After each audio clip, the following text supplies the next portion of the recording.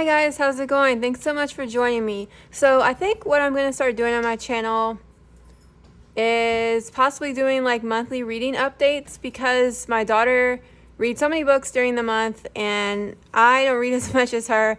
But I thought instead of making individual book videos like I kind of did in the past for my own personal reading, I would start maybe doing monthly updates. And then at the end of the year, I always show all of the books she read at the end of the school year and then all of my favorites. But for now, I think I'm going to try that. So for this video, though, it's kind of a mixed video. I have all the books she read in January and it's currently reading, what I'm currently reading, and what I finished in January. And then I have a small book haul from a local used bookstore. And then I have a really cool book haul from the library of some really cool books I want to show you guys. And then I also have like a really small haul from this Japanese store called Daiso, D-A-I-S-O, Daiso. Yeah, I'm not sure how it's pronounced. But yeah, so I'm gonna show you guys that. First I'm gonna start with what she's currently reading. So I'm filming this video almost at the end of January, so I don't know if she'll quite finish these in January, but I want to show you guys this is what she's currently reading. She's really liking this series, The Unwanteds. This is The Unwanteds Quest. I think it's separate from the actual series The Unwanteds by Lisa McMahon. And this one is book 5, Dragon Fire. And so she's reading these via the library. She's been finishing about one of these a week. So a lot of the books I don't even have that she finished in January, but she did read a few of these in January. And I don't have them because we returned them to the library. But this is book 5, and it's a fantasy series. Yeah, so here's The Unwanteds, and then here's The Unwanteds Quest. And it's like a middle grade series. She really likes it. And it's like 460-ish pages. I don't think they have illustrations. But it's just very much middle grade fantasy, dealing with dragons. And then this series, I actually made a whole video on this if you guys want to check that out. It's on my channel because I read the entire series of The Incorrigible Children of Ashton Place. And now she's reading it. So she's on book 5. So she's about halfway through it. She might finish, maybe not. But I might show this again in February to show you guys if she finishes the series. But yeah, so this is Unmapped Sea. And this is, like I said, book 5 by Mary Rose Wood. This is a very quirky series, and I really enjoyed this series. It's a mystery series about this governess and these 3 children that are found in the woods. And if you want to check out my entire video on the whole series, I encourage you to do so if you really want to find more about it. But yeah, it's really cool, and she's really enjoying it too. And so these are the books. Now, these are the books that she finished, except the library books. These are all the books that we own that she finished in January. So this is The Witch of Blackbird Pond. It's by Elizabeth George Spear, and it's a Newbery Award winner. So I actually read this book last year, and it's kind of, I guess you would kind of call it, I don't know if it's technically historical fiction, but it's a fictional account. It's a fictional story loosely based on kind of like, Salem witch trial era, the Salem witch trial stuff, where this girl, the protagonist, her name is Kit, and she has to move from, I think, Barbados to a kind of Puritan area in Connecticut. And so she has to go through just, the change. It's totally different than how she was raised, and dealing with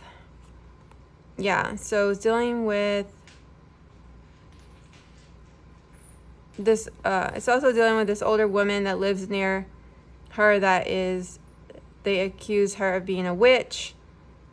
And so yeah, it's kind of like dealing with it's not technically the Salem witch trials, but it's like that same era of like women being accused as witches, and I really liked it. And she really liked it. So that was one of her homeschool reads. And then she read these 2 by Stuart Gibbs, which is The Last Musketeer and The Last Musketeer Part 2. And she really likes these. She has read a lot of books by Stuart Gibbs. He has a bunch of other series like Animals and Space series, different ones.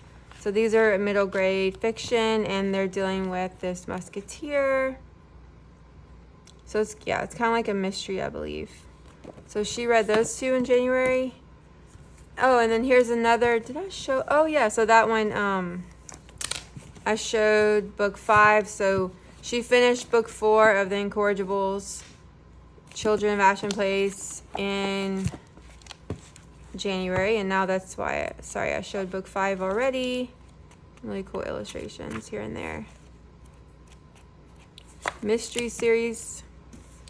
And then she actually reread this book in January. This is Escape from Atlantis by Kate O'Hearn. And so this is book 1, and this is another middle grade series. Kate O'Hearn also wrote the Pegasus series, which she also, I think she finished the series too. Maybe last year.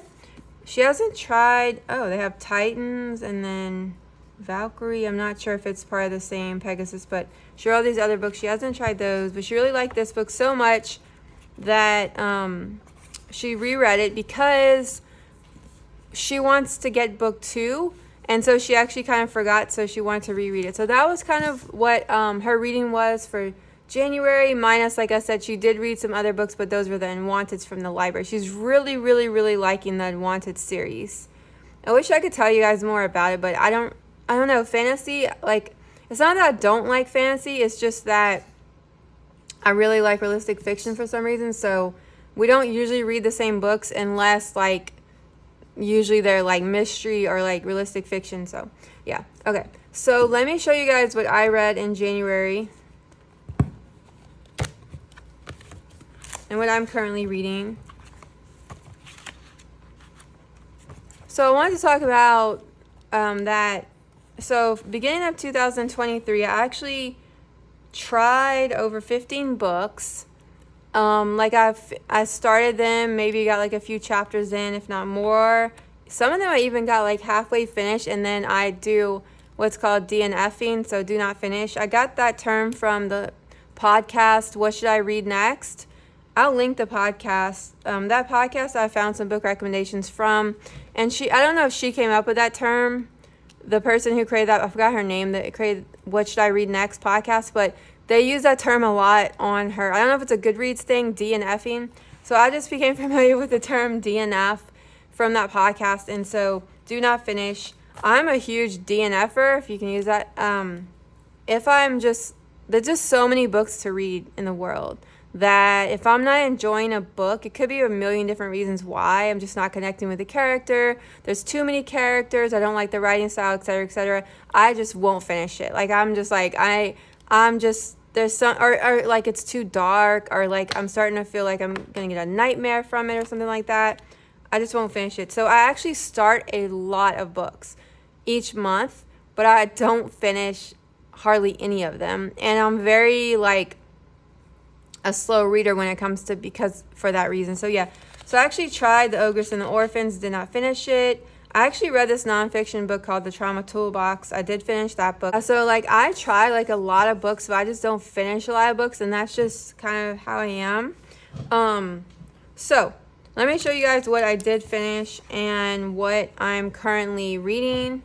So I talked about the first book in this series, Skunk and Badger, a lot. If you guys are new, or not new, then you might remember I talked about Skunk and Badger. But if you're new then to my channel, then I really like the first book in this series called Skunk and Badger by Amy Timberlake. It's a chapter book, but like I'm an adult who reads chapter books in middle grade. So I really liked the first one, but this one I really just didn't connect with. I actually got them to do also kind of as read alouds with my daughter for this year for 4th grade. And we're actually doing the first one right now as a read aloud, and I like the first one. It's more about a character study, I feel, and like the friendship of the Skunk and Badger and kind of resolving conflict and things like that. But the second one, in my opinion, just kind of did not do it for me, because now they're already friends and they're kind of going on an adventure together, but it just to me had too much going on. And I just did not connect with this one at all. But I did finish it, of course, because it's just a chapter book. You know, it's, pretty large font. And it was like about like almost 150 pages. So someone else might really like it. It's just, I just thought it had way too much going on. The first one I felt was very charming. And if I really hated it, I wouldn't have finished it. That's why I'm showing it.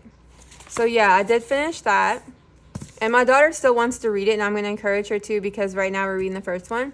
And let's see. So I finished that book. I finished Shady Hollow, which is an adult book, but it's like based on animals. It's a murder mystery. Juno Black is the name of two women. It's two authors that go under the name Juno Black. And it is a series. And since I read a lot of realistic fiction novels and middle grade, a lot of the books I read aren't series. So I was very excited, other than The Incorrigible Children. I was very excited to try to find a series I would really like. And I finished it. It was kind of sold like it, I don't know, some of the people said it's like, Shady Hollow must be the coziest of cozy crime stories. So basically it's about a murder.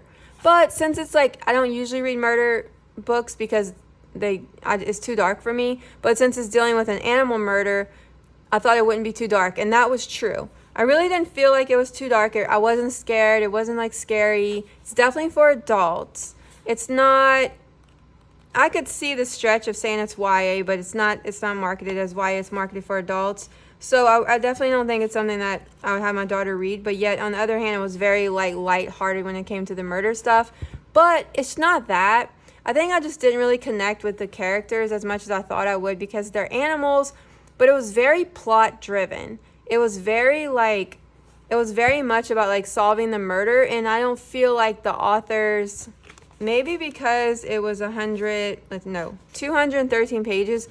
The authors didn't really put a lot of emphasis on character, like character studies and like getting to know the characters as much as I would have wanted. And that's kind of what I look for in a book. So like, I still think like it's good. I think the writing was pretty good, except like I said, I didn't find that it was like cozy. Like a lot of people described it as like charming and cozy. I didn't really find that. I found that a lot of the animals were kind of just like, of course they're very humanized, but it's almost like they were like, I don't know. Like it just wasn't as like charming and cozy as I wanted it to be, but yet I still enjoyed it.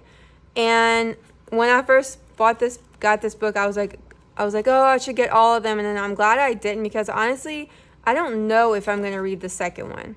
But like I said, it's about a group of animals that live in a small town, and they want this kind of reporter who's a fox. It's like kind of the main character, Vera Vixen, and she wants to solve the crime alongside the police who are like bears. And I just felt like Vera's personality was kind of crass or something. I just didn't connect with Vera, honestly. And but I'm gonna think about it if I'm gonna finish it or not. I still like the idea of it. I think if you like murder mysteries, but then you don't want something super dark, like really like CSI type of stuff, like just like details about the crime, this was good for that. You know, it kind of was like maybe my foot in the door for maybe getting started with mysteries, adult mysteries. But yeah, so it's yeah. I kind of have a hard time describing it, other than saying it's kind of a cute animal series, but then on the other hand, like I said, the characters, I don't know, I just didn't connect with it as much as I wanted to, but I still think it's a good book. Yeah. Okay. So I didn't finish a lot of books in January because I was so busy trying so many books that I didn't finish. So honestly, this was like the main book I finished. And then I did get pretty far in this book. This is The Murderer's Ape by Jacob, I think it's Wigelis. And this is actually YA. This is an ex-library book, and it has YA on the side. Maybe I'm saying his name wrong. Wigelis, Wegelius, I'm not sure. But I say I got pretty far, but not really. But this book I'm 150 pages in, and it's a pretty fat book. It's like 580 pages, so I'm not even halfway through it, but I definitely am dedicated to it, and I'm pretty sure I'm going to finish it. That's why, yeah, so I really like it. It's about this gorilla named Sally Jones, and she doesn't really know how she came to be in captivity because, you know, it happened when she was like, you know, a baby gorilla or whatever. But she basically lives with humans because she, you know, she thinks someone, you know, probably, you know, stole her from her mother or something like that. Obviously, it's very traumatic, but she doesn't really remember. But she just remembers being raised by, you know, with humans, and she travels with this man on a ship, and this man is falsely accused of murder. And she witnessed, like, she kind of witnessed everything, so she knows, but she can't talk. But she can write, which she kind of just learned to write because she lived with humans. So I mean, you know, it's like it's kind of, I mean, it's more realistic yet not realistic because, like, obviously it's a gorilla who can write, and she communicates like with her head gestures and things like that. So that's kind of, you know, it's like a YA book. So I'm just going with it. And of course, gorillas are very intelligent. But yeah, I mean, it's just you know, it's a book. But it's kind of like, I would say, like, it's very character driven. It really is about the gorilla and her experience of living with this man, and him being accused of murder. And then it's kind of like what happens to her. She has to kind of like make it on her own after, you know, he's taking care of her. And then she kind of has to like learn, you know, to interact with different people. And it's very, like, she's very kind. She's very, like, emotional. I'm really connecting with her as a character. And it has, like, the intro, the drawings of, like, the main characters, which is really nice. But most of it is not illustrated. It just has, like, a few little, you know, it has, like, a little bit of illustration at the beginning of each chapter. But I'm really enjoying it. To me, it has, like, it's kind of like character, and it's a lot of, like, it's character and plot driven. There's a lot of stuff kind of going on, but then it's kind of like a slower pace. But like I said, I'm only a fourth way through, but I actually like slower paced books. I like character driven books. Shady Hollow was more like plot driven, but this is like way more character driven. So I will probably do an update on this when I finish it. For some reason, unless some crazy reason, I don't finish it, because like I said, I'm not scared. I'm not scared to not finish a book if I come across something. But so far, I'm really enjoying this story about Sally Jones, the gorilla, working her way through the world with her kind spirit. And then I've been doing this book journal. I started my little page on the murderer's ape. I'm not that great at drawing her, but yeah. So I went ahead and started that. I didn't do one on Shady Hollow because I only do these. I did this in my 2022 favorites video. I showed it. I only do these pages on books that, like, I really love or think I'm going to reread. And even though I didn't finish The Murderer's Ape, I really think it's a book that I'm connecting with. So Shady Hollow, like I said, was a little bit more plot driven for me. Okay, and then also what I'm reading right now, but I'm probably not going to finish it by the end of January, but is Toni Morrison, The Bluest Eye. I'm like a little bit less than halfway through, and I'm really enjoying it. Her wordplay is just, like, she has such a way with words. She makes this analogy between, like, the Dick and Jane books, like, and she does all this wordplay at the beginning of each chapter about, like, the Dick and Jane books. Like, she's like, and I'm not going to do like a review on this yet. I'm going to wait till I finish it. I'll maybe talk about that when I finish it. But basically, the protagonist, I would say, it kind of has multiple characters in it, but there's these two sisters, and then there's the other little 11-year-old girl named Pecola Breedlove. And there's these two sisters, and it's kind of about these three kids. And here's the house. It's green and white. It has a red door. It's very pretty. Here's the family. Mother, father, Dick, and Jane live in the garden in the White House. They are very happy. See Jane. She has a red dress. And goes on. Mother is very nice. Mother, would you like to play with Jane? I'm just skipping around. Father is smiling. Smile, father. Smile. See the dog? Bow wow goes the dog. So that's the beginning of it. And then she has the same paragraph right here about, like, the Dick and Jane, and then she has it again here, but the words are connected. And then at the beginning of a lot of the chapters, she has this lyrical wordplay where she uses the analogy of Dick and Jane, which I find her wordplay fascinating. She's so good with words. And then, like, at the beginning of this chapter is like the words are right connected to each other. Here's, without spaces, here's the house. It is green and white. It has a red door. It is very pretty, very pretty, very pretty, very pretty. And then it has the P. So it's like she does this wordplay of like the analogy between these kids, how they're growing up, which is totally different than like the perfect world of like the Dick and Jane illustrations, or, you know, the books. And it's very interesting. You know, obviously it's very much adult. Of course, it's written for adults, but it's very heavy content dealing with the lives of these kids. And, you know, yeah, so I'm not, like I said, I'm just going to stop there because I'm still reading it. But I'll just say she's a very beautiful writer. And I'm reading this book at the same time as I'm reading The Murderer's Ape. And when I read this book, it's like you want to just kind of stop what you're doing and focus and not read anything else. Like, it's just the words are so powerful because she is like a poet. So yeah, I'm very happy to keep working and finishing this. And then another book that I'm reading this month is Meditations by Marcus Aurelius. And I'm reading this book very slow because it's written with these little small little you know, sections. There's all this like wisdom, you know, and so it's something that you can kind of read in very small fragments and not, you know, read like you would a novel. So I'm just kind of reading little bits at a time, and I'm almost halfway through and I'm enjoying it. Some of it's kind of over my head. It's very much about Stoic philosophy, which I really like. And of course, this was written so long ago, you know, that some of it, of course, I just don't relate to, but a lot of it is just, you know, genius, the way he thought.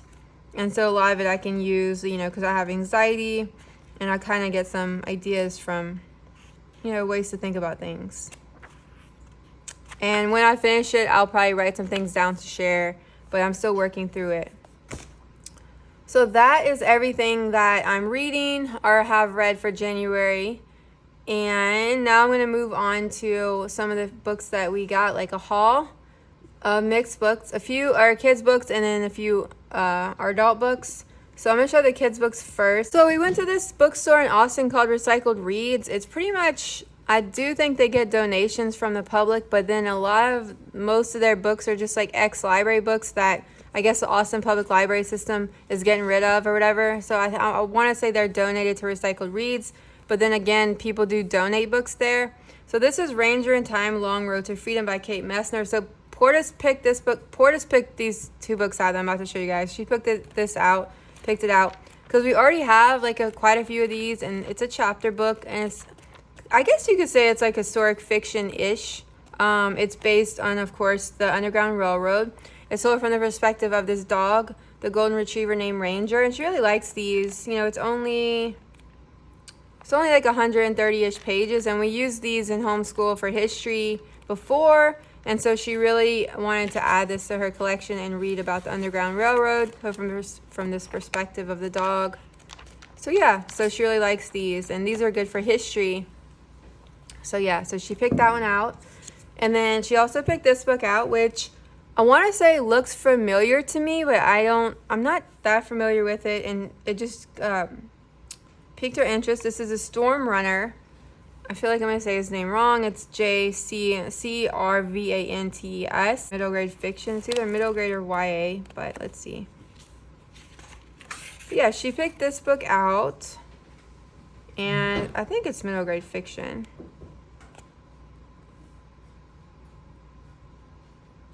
Not sure if this is signed by the author, but it says for Aiden. Enjoy and keep making.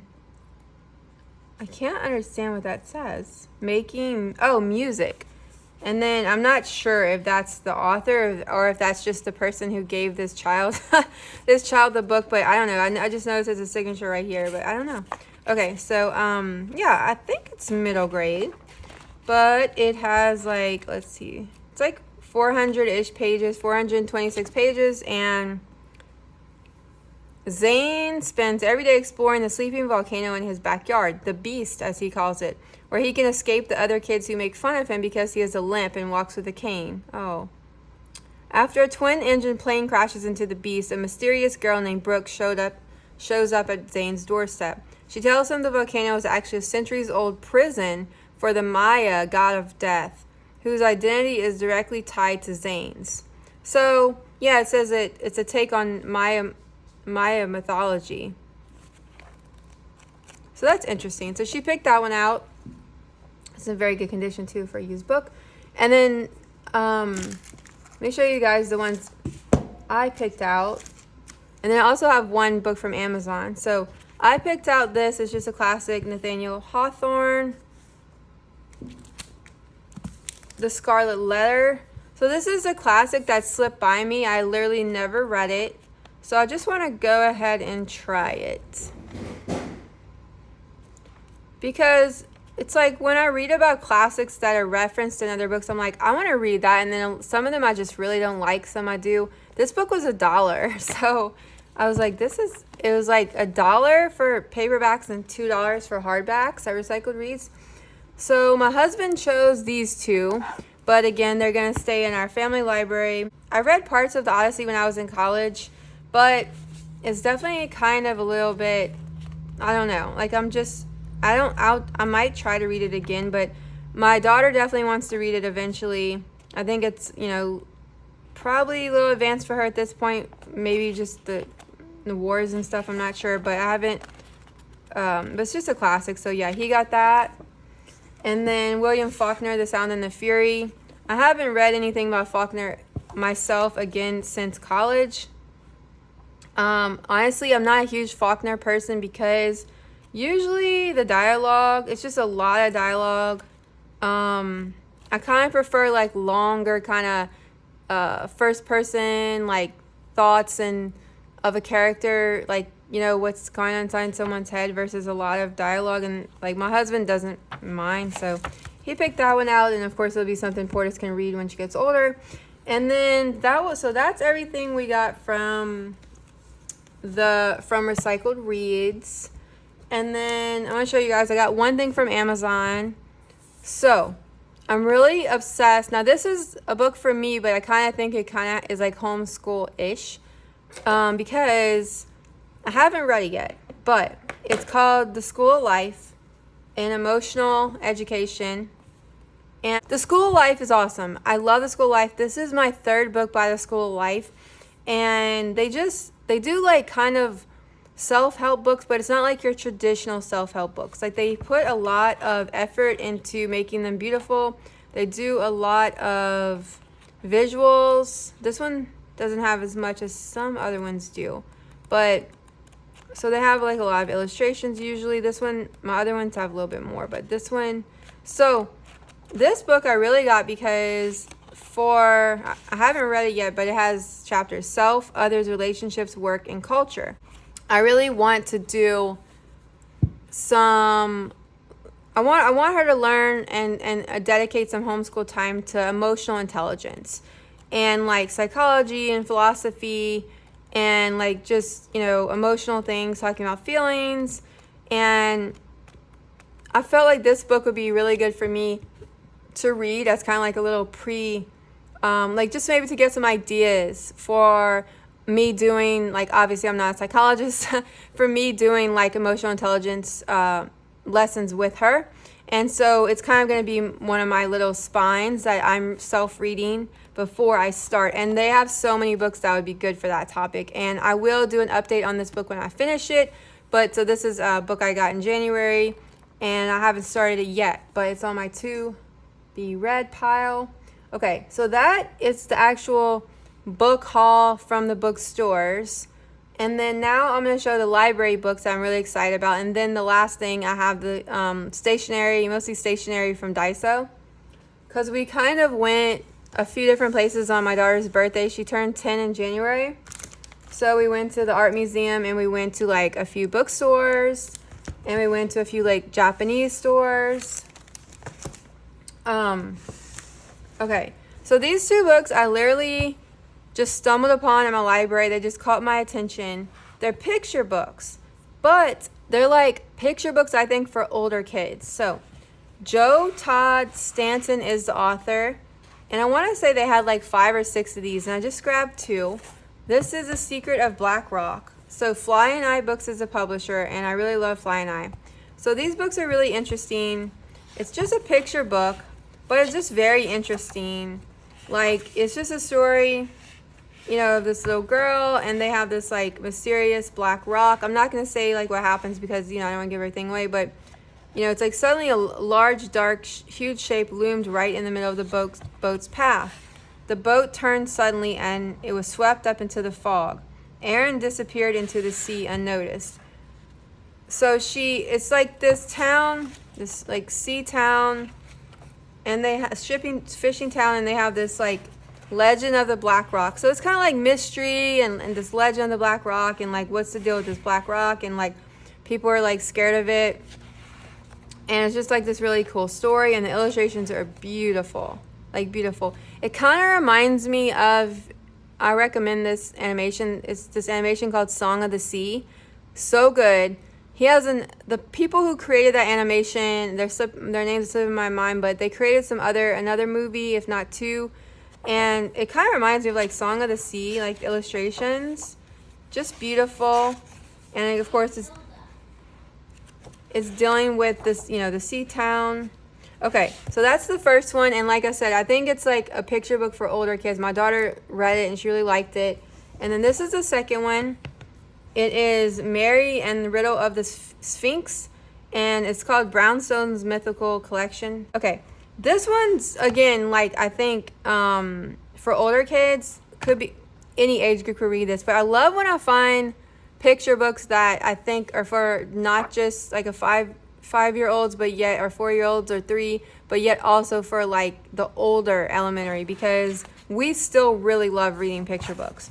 So this one is very interesting. It kind of has like this like very mythical, magical stuff in it, where like this little girl and like her dad he goes on this like adventure to find something, and then she follows him, and then it's just these like magical, well, Ra, who's like one of the Egyptian gods. So it like references like Egyptian mythology, of course. So it kind of has like that history type mythology element too, like the first one. And it's just very interesting. Here, take my left eye, the light will guide you and cut through the darkest shadows. Good luck. Marcy was filled with excitement. Maybe she was a real brownstone after all. The Sphinx loomed up ahead. As she approached, it spoke its riddle.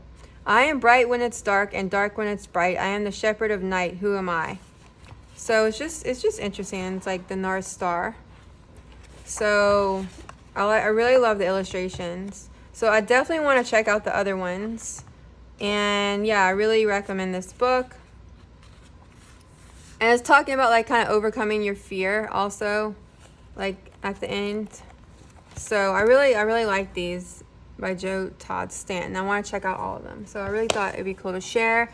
And then the grand finale for the books, which I think is a very good way to end for the books, are the Story Orchestra. So I'm so excited. I checked out, my library has 4, but one was checked out, and it was also the Nutcracker, which is very Christmassy. So I'm going to wait to check that one out. I'm probably going to buy it, but I've been waiting to get these for like weeks. Finally, I was able to check them out, and it integrates music, classical music, with stories of famous, you know, plays or, you know, performances. So this is the Carnival of the Animals, and of course, you know, I'm really bad at pronouncing names, so I'm just gonna say this is like a famous composer.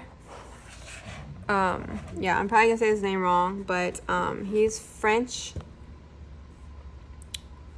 Camille Saint-Saëns, I should know. Like, I have him on my Spotify playlist, but I'm really bad at names. So that's who it is. And basically, he wrote Carnival of the Animals in 1886. And so I'm not going to press every single thing, but I'm going to show you guys what it's like. So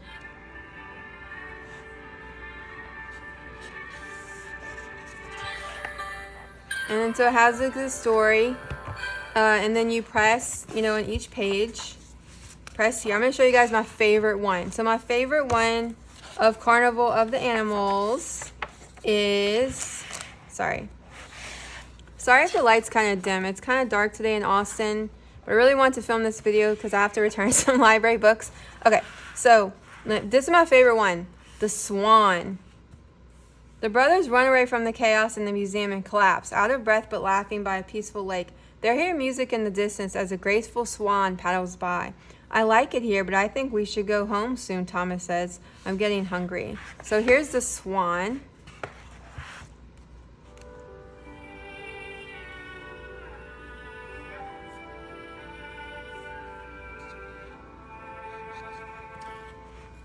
I love it. So it has all like those are, and it has like the names of the pieces, the compositions, and this is the publisher is Quarto, and it's Francis Lincoln is the main one. So that's the Carnival of the Animals, and like if money were no object, I'd literally buy every single one. But since I think they're almost like $20 a piece, I think I really want to get this one. I really do. And I think for Christmas, I'm going to get the Nutcracker. But this is Story Orchestra Swan Lake. And again, I'm not going to try to pronounce his name because I'm going to say it wrong. And I've heard other people say it, but I just can't remember. So he's a Russian composer. Tchaikhovsky. And like I said, I've heard his name said. I have him on my Spotify playlist. We listened to him during homeschool, but I don't want to butcher it. So he's, of course, composed symphonies, operas, and 3 famous ballets, The Nutcracker, Sleeping Beauty, and Swan Lake. First performed in 1877. And here is Swan Lake. This page is just gorgeous. I love this one. This is probably my favorite one.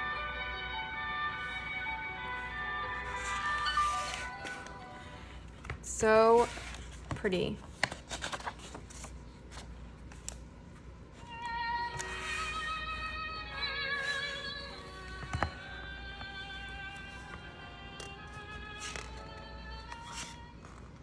So it's just really nice.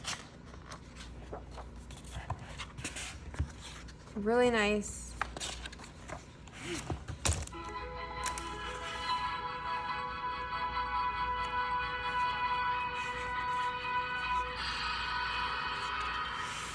I think this would be awesome if you want to do like a musical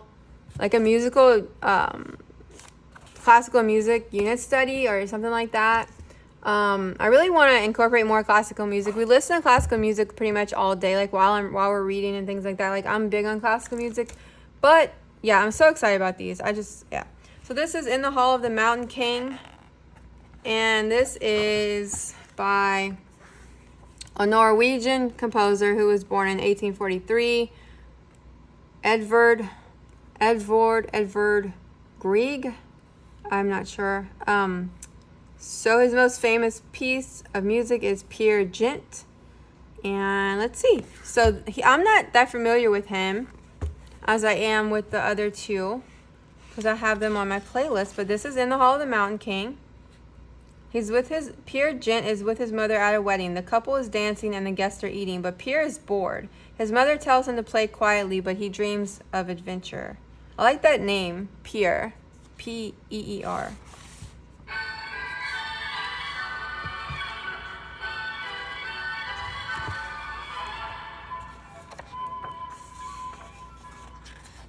So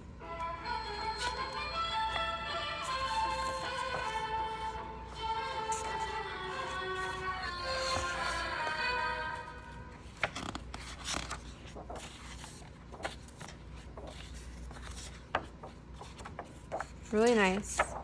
So yeah, and actually I think they have 7 total. I want to say I found on Amazon.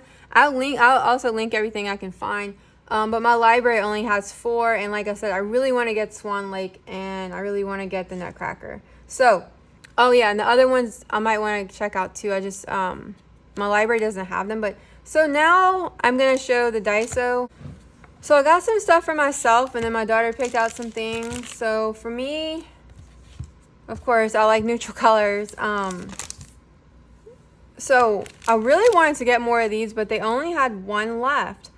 And it's these like sticky notes. So some of the things are made in Japan. It's like a Japanese store, but some of the things are made in like other places. But I really like the stuff made in Japan because like, I don't know, something about the Japanese craftsmanship. This one's a lot, like usually they'll say made in Japan on here, but a lot of these aren't made in Japan, but it's still a Japanese store.